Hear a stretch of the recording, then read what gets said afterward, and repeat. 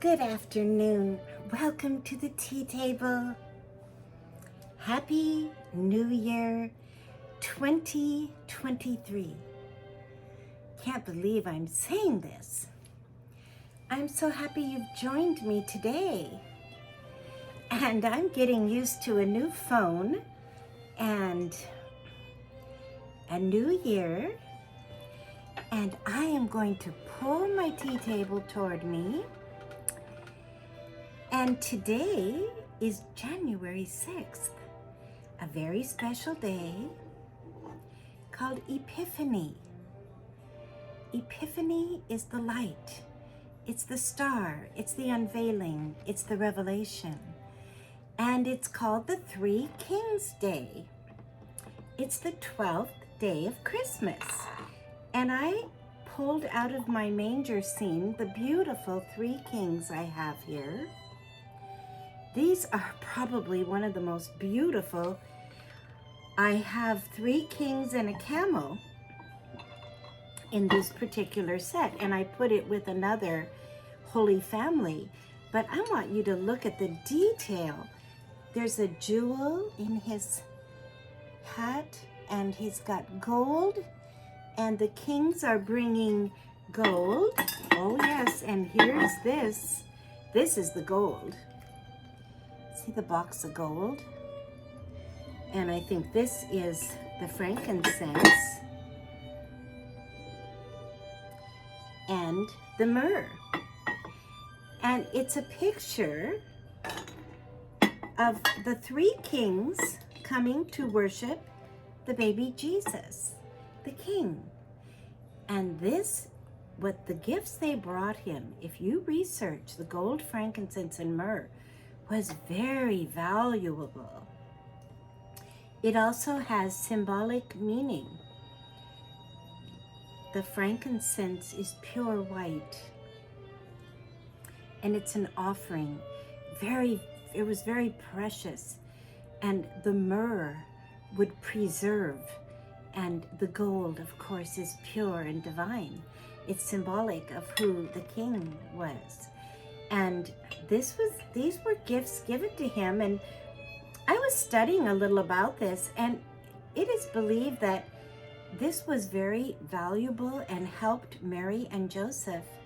It went into their family to help raise the baby Jesus, to help provide their financial needs. I had never thought of that before. I'm telling you, there's something new to learn every day. And that's the theme of my epiphany. You've heard people say, oh, I had an epiphany. The light went on. I had an understanding. I had a revelation. I know a young man. He's a doctor now, and his father is a doctor, and he played football, and then he told me, he said, one day I had an epiphany that I wanted to become a doctor too. It's like a light goes on inside. We've all had this in various capacities. And the other thing about the three kings that is so special is it symbolizes us bringing our best to him and giving our gifts back to God. It can be singing, could be writing a song, it could be doing a kind deed, it could be changing someone's oil, it could be giving a dinner or a meal, a cup of tea. It can be anything, but it's your gift that you have to give. And as you give to others, you are giving to God. That's biblical, because Jesus said, if you give a cup of cold water in my name to the least of these, you've given it unto me. Isn't that a revelation? So our good deeds are not lost. And when no one else sees and no one else appreciates, know in your heart that God sees and he will reward you. Well, I have a few other little kings here too that are ornaments that actually they're so heavy to hang on a tree. So sometimes I hang them in different places. I like to be creative and sometimes use ornaments that are very, very special. I'll hang them on a vase with the flowers or a candle holder. Now these went on the vase and they just seem just right. If that will stay there. That one needs a little more security. I'm gonna just put him down, but this one is bringing the frankincense, if you can see. And I just hung him right on there with this vase of Christmas flowers. And now I usually leave all my decorations up until today, the 6th, the 12th day of Christmas. Now, you're saying, where is the tea? Well, the tea is here. I just have to pull it forward. I'm sitting at one of my favorite little tea tables on my settee. And I thought, okay, I'm wearing a special color today. I'm wearing fuchsia. And fuchsia has been declared the color for 2023, and that's why I wore it. You can see it's a little zip jacket, and I thought I'll wear fuchsia for the first tea talk of 2023. Now there are many shades of fuchsia, and fuchsia is a special color. When I think of fuchsia, I think of the beautiful birds that have that bright color. It's a purpley with touches of something. This is a more, well, this, in my light, it's bright, but I don't know what it looks like on the tea talk. But I thought, okay, since we're having a fuchsia pink theme, I pulled out a little pot that is very sweet, and it's called Tea for One. Now, I have another Tea for One pot that I personally use every day. And I'm going to tell you a secret. When I have my tea in the afternoon, I like tea by 2 o'clock and 3 at the latest, because then it doesn't affect my sleeping. And I have this little tin. Now, I'm sure all of you have a little tin. This has Buckingham Palace, the Red Guard, and it's from England, and I've had it for a long time. And it says New English Teas. Well, when you open my little box, I have a combination. I have Stash, Breakfast in Paris, and then I have the Tetley, and this tin, the Tetley Rounds, and my favorite combination is one Paris and one Tetley in my afternoon tea. It keeps it simple in my little tea for one. Excuse me. I'm getting over a little cold. I think I'm going to drink some tea here and help myself out.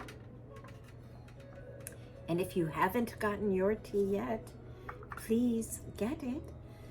And I'll be waiting for you. Oh my, I need tea today.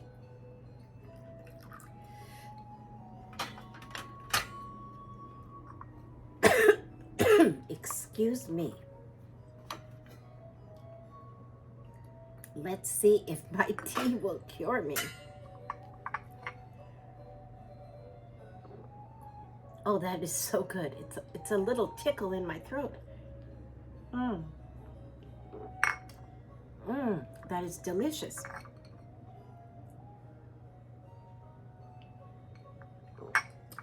I chose this little tea for one because of the pink on it. It is so beautiful, and it's a little bit precarious, and I have it on a stand here for you to see, so it's double precarious. The one I use every day is from the Empress Hotel. My husband got me years ago, and I use it literally every day. I think I've had it on the Tea Talk before. It's very secure. This is a chintz black. I love it. It's so beautiful, but it is a little bit precarious because it's a little bit tippy. The cup is so exotic. Someone really had an idea of good design, and I put with it a little chintz, if you see, creamer and sugar. They almost match. I love the chintz, the English chintz. This tea is really helping me. I hope you don't mind. I'm gonna have one more sip here. I think I'm going to move this back so we don't have any accidents on the tea table. Now for the little treat today, I want to tell you about the three kings. I have been a part of many Epiphany services, and many churches will have, they call it the 12th night. When I directed my children's choir, I had several children's choir, but one of them specifically, we did an Epiphany concert, and it was so successful. And afterwards, what every church has is what they have is a cake, and it's called the King's Cake. And they put one nut in the whole big cake. It's cut up, and whoever gets the nut gets to wear a crown, and they get to be the king for the evening. And one of my sons, Samuel, was so thrilled. He was about 10 years old. He got the nut, and he got to wear the crown. It was so fun. And these events, like 12th day of Christmas, were celebrated all through the years. In fact, if you are involved in a very strict liturgical church that would follow the old way, they would sing Advent songs for the first 4 weeks and not sing the actual Christmas carols until Christmas Eve. And then Christmas is celebrated not just until today, the 6th. The real last day of Christmas is February 2nd, which is called Candlemas Day. And in the Eastern Orthodox Church, which is all of Russia and Greece and other Eastern European countries, they really celebrate that. And what they often do after Christmas proper, or the 12th night, which is today, 6th of January, they will take all the ornaments off the tree, and they'll put white turtle doves and white lights and candles. And that is symbolizing the 40 days after Jesus was born. He was taken to the temple by his parents, Mary and Joseph. And that was called Candlemas Day. And so they light candles. And that's February 2nd. That's in the very traditional liturgical church calendar. And if you read books that are set in the Middle Ages, particularly, everything in the tallest building in every town was a cathedral, because they considered Christ the center of their town. This is in Europe and in Britain. And they would take sometimes 3 generations to build a cathedral. And the cathedral was the center of their life. And the church calendar was the center of their life. And sometimes they'll say they divided the year in 4s. Like, you've probably, if you're a reader at all, you'll read about Michaelmas.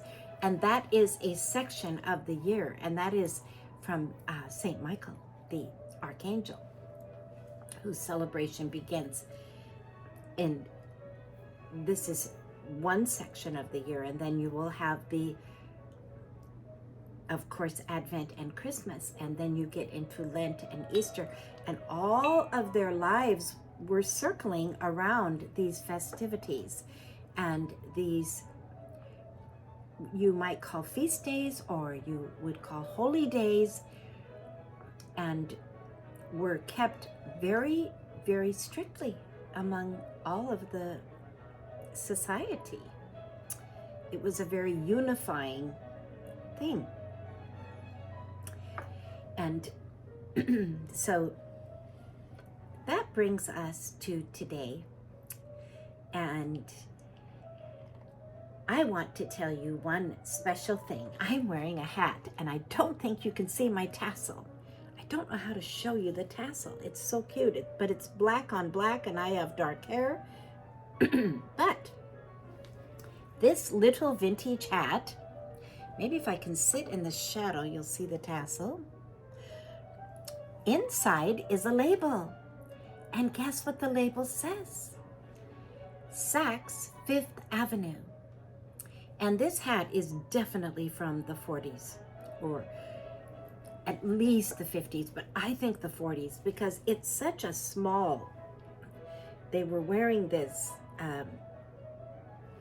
and the label is it's just very old, and I love it. And I thought, I'm going to wear my pillbox hat and my fuchsia jacket for the Epiphany Talk and the first day of Tea Talk in 2023. Have you been getting your calendar up, a new calendar? I have a brand new calendar on my wall. I get the Victoriana calendar, and I was able to get it this year at Barnes & Noble's. I was very grateful because they sell out of them very fast, and I like that calendar. And I also have my little day timer that I have, kind of a journal, keeps track of my life. And I love January. I love the new, fresh feeling. And it's called Turn the Page. Start a new leaf. And we have goals. We want to be healthy.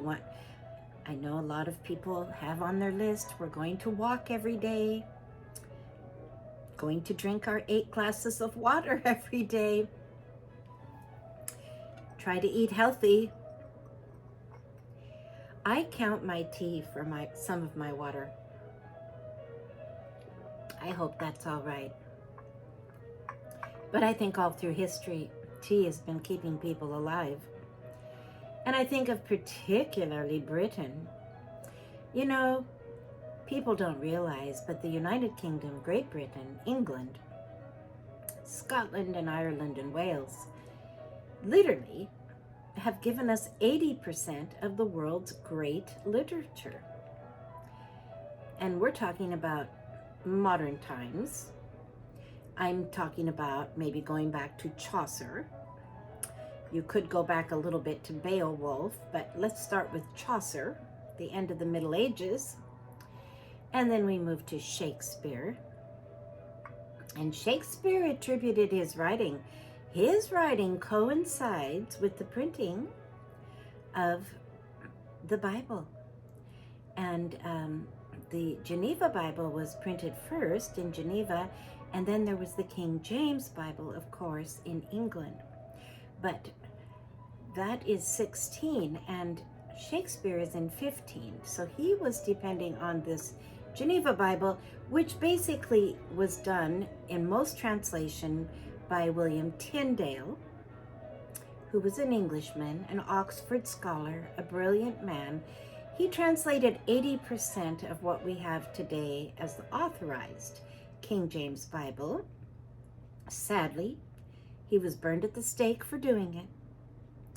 His dying words were, "Oh God, please open the King of England's eyes." That king was Henry VIII. And within a few years, Henry VIII, of all things, his eyes were opened. He made it legal to have a Bible. He made it legal to worship, for the Protestants to worship. And then, out of that, there's a man named Cloverdale who was very closely associated with Tyndale. And they smuggled all of Tyndale's writings down to, I believe it was Strasbourg. and then down to Geneva, and worked on translating all of that and codifying it. And John Calvin was partially involved in that also. But the real work of the translation goes to, everyone gives William Tyndale the credit. And he's a man worth studying. He gave his all. And these words that we have, my husband always says, these words we have in our vocabulary that we use every day come so much from William Tyndale's translation. He was like I said, an Oxford scholar and deep-hearted, dedicated man. And his dream was, he said, I want everyone to have a copy of the Bible. I don't want it to be just in Latin, Greek, or Hebrew. I want to put it into the language of the people. So the plowboy, that's the farm boy, can have one in his pocket. And it happened. And through that Bible translation, an entire culture became literate. You went from illiteracy in one generation to literacy in the next. That means people learned to read and write, change the world. The middle class emerged out of that. Same thing happened in Germany. Martin Luther, when he was hiding out in the Wartburg Castle, barely hanging on to his life, he translated the Bible into German and codified and created a German written language. He is credited with that. And created schools for education. It all comes from the Bible. And William Shakespeare, I just read the most fascinating article. If you want the link, I'll give it to you, but you can look it up, Google it. William Shakespeare and the Bible. He said, without the Bible, I would not have been able to write. His stories are all so based on that theme of good versus evil and the complicated plots. You can see it. And that's that beautiful Elizabethan English that he gave. And it coincides. And we're so rich to have Bibles, aren't we? We all have Bibles in our homes, more than we need. But now what we need to do is open them up and read them. That's on my list. I want to, my sister-in-law inspired me. She is on a Bible program that you can get anywhere online to read the Bible through in 1 year. And you take a little Old Testament, a little New Testament, a Psalm and a Proverb, every day a little bit. Isn't that a great plan? I think that's wonderful. And it gives you the history from the Old Testament, and then you're getting all of the New Testament, you're getting the wisdom of the Proverbs and the inspiration of the Psalms. Yes. Well, I have a treat, and my little people, I know they want to see it, and it is on the tray. Just hold it up so you can see. It is tiramisu. It's a little piece of tiramisu. And I thought, well, that could, normally a king's cake is more like a pumpkin bread or a fruit, an applesauce cake, a heavy cake, and then they put one nut in it. But this is a tiramisu, and it's very nice and very light. Just a small piece will be enough for tea time. And then I thought, well, I need to bring along a little purse today. I have a young girl on my Tea Talk that always wants to see the purse. So I tried to find one that had some pinks, because when you say fuchsia is the color for 2023, well, it can be all shades of pinks and fuchsias, and there are many, many shades of fuchsia. You can have the bright or the dull, but this little purse opens and has a nice clasp, has a chain, It's just a small purse, but that's for my little tea girls. Okay. Well, I encourage everyone, let's make a list. And don't be hard on yourself if you can't get everything done. But the old-fashioned way is, you know, if you never shoot for a home run, you're never going to get even to first base. But if you shoot for a home run and you get at least to second base, think how much you've accomplished. So be grateful for that.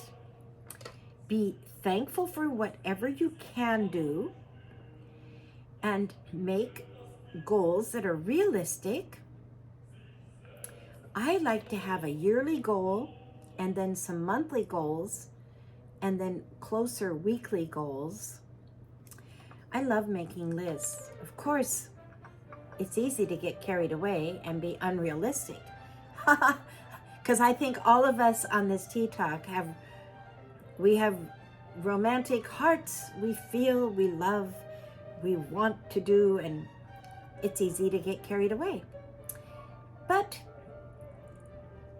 sometimes when we make that list, the other day I made quite an extensive list and I had a lot to do, and I went back and I checked it off. Oh, it felt so good. I said, wow, I've accomplished more than I realized. And so then I said, thank you, God, for helping me.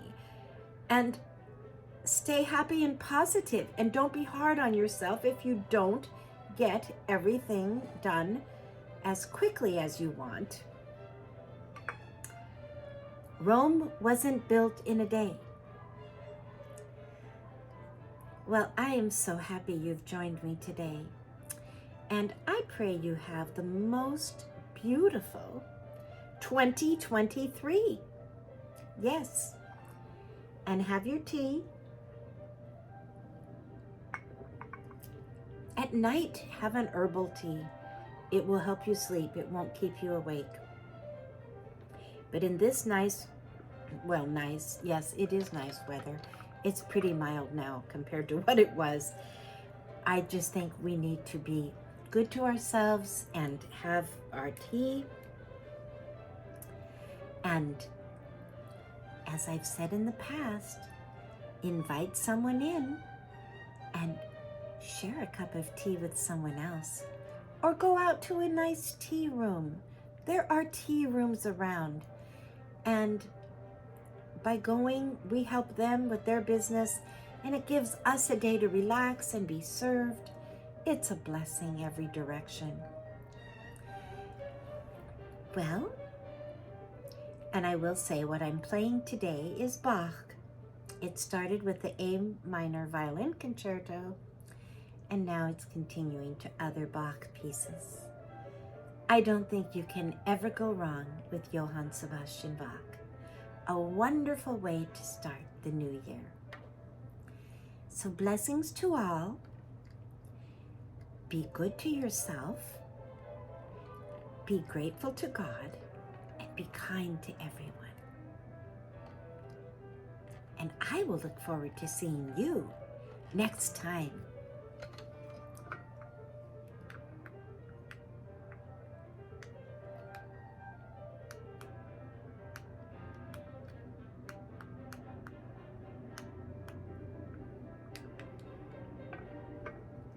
My little clicker is not working on my new phone.